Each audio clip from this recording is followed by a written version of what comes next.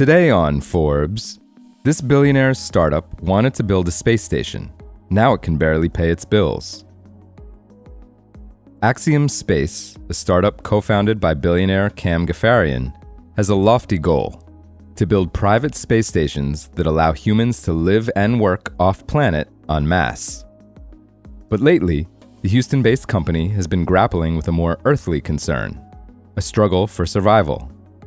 According to internal documents, 7 former employees who spoke on the condition of anonymity due to non-disclosure agreements, and space industry experts, a severe cash crunch, business challenges, and a cold reception to its latest fundraising efforts have hamstrung Axiom and led to extensive layoffs and pay cuts.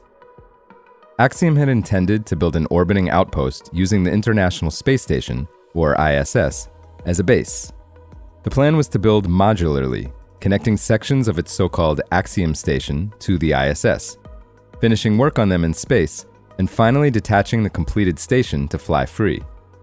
It would make money by hosting tourists and companies looking to use microgravity conditions for things like drug development and semiconductor manufacturing. But Forbes has learned that plan has been upended by Axiom's slow progress on the first module and the prospect that the ISS may have to be deorbited 2 years earlier than planned. Now, a year after raising $350 million in a round led by Saudi Arabia's Al Jazeera Capital and South Korean pharma company Boryung at a valuation of $2 billion, giving it a total of $500 million in funding, the startup is struggling to convince investors to give it more money to fund a smaller, less commercially lucrative station. This, according to former employees who spoke to Forbes. The lack of fresh capital has exacerbated long-standing financial challenges that have grown alongside Axiom's payroll, which earlier this year was nearly 1,000 employees. Sources familiar with the company's operations told Forbes that co-founder and CEO Michael Sofrodini, who spent 30 years at NASA, ran Axiom like a big government program instead of the resource-constrained startup it really was. His mandate to staff up to 800 workers by the end of 2022 led to mass hiring so detached from product development needs that new engineers often found themselves with nothing to do, according to our sources.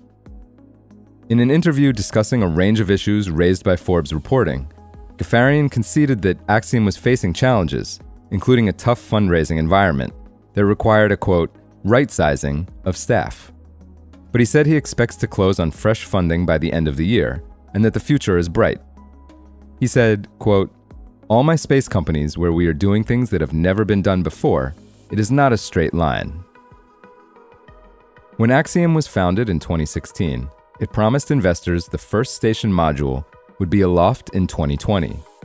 With that target receding, Axiom looked to expand into 2 new lines of business to bring in badly needed revenue while the station was under development.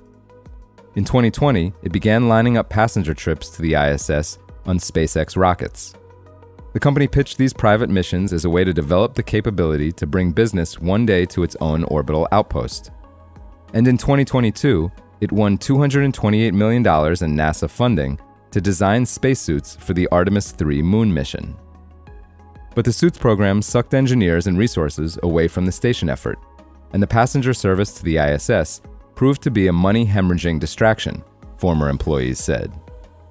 A former Axiom executive told Forbes, quote, "Turns out there's not a lot of billionaires that want to set aside their life for 18 months to go train to be an astronaut for the ISS."